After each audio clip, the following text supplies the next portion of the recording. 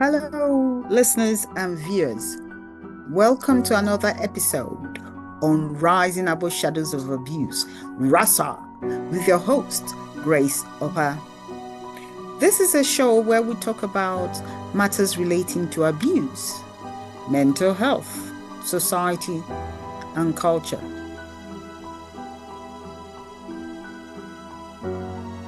It's from the Sky News, dated 4th of May 2025 by Alice Potter, news correspondent.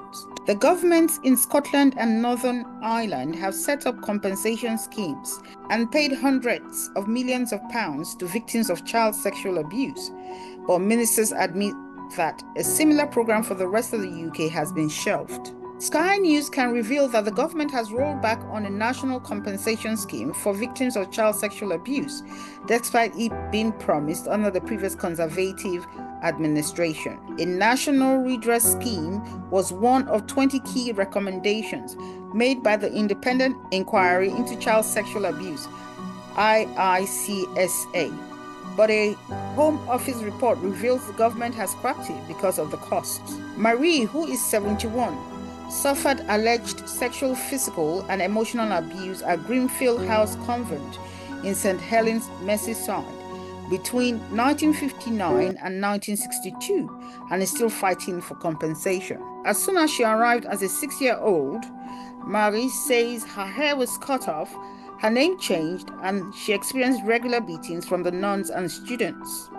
She claims a nun instigated the violence, including when Marie was held down so that her legs were spread-eagled as she was sexually abused with a coat hanger. Merseyside police investigated claims of abuse at the convent, but in 2016, a suspect died before charges could be brought. Marie has received an apology from the Catholic body that ran the home. She tried to sue them, but her claim was rejected because it was filed too long after the alleged abuse.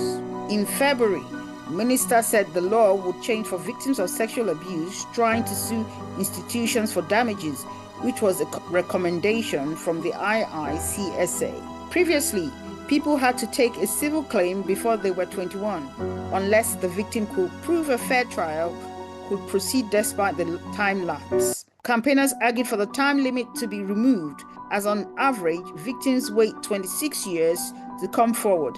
Changes to the 1980 Limitation Act could lead to more people making claims. But Peter Gadsden, president of the Association of Child Abuse Lawyers, worries that when it comes to historical abuse, where the defendant is dead, institutions will still argue that it is impossible to have a fair trial and will fight to have the case thrown out of the court. Mr. Gadsden said it takes between 3 and 5 years for a civil case to get to trial. He warned that claimants can end up losing if you go through that process, whereas the redress scheme would be quicker, much more straightforward, and much more likely to give justice to the victims. Jimbo, who was a victim of abuse at St. Aidan's Child's Home in Cheshire, took his case to the High Court twice and the Court of Appeal 3 times, but after 13 years, all he ended up with was £10 for his bus fare to the court.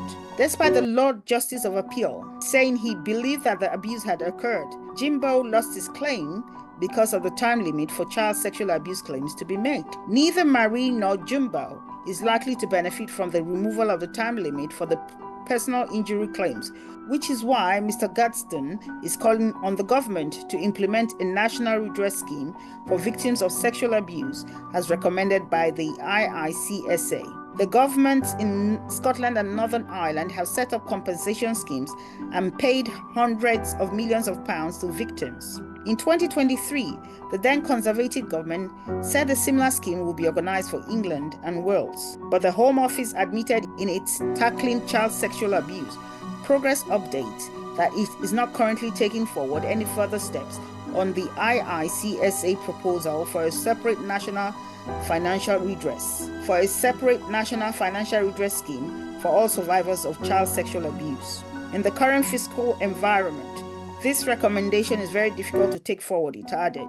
For victims, the scheme was the last chance of compensation for a lifetime blighted by abuse. The money is about justice and about all the other people who have had to suffer this abuse, Marie says. Listeners and viewers, what do you think about this newsreel? Kindly leave your comments via email address, risingaboutshadowsofabuse@gmail.com. Thank you.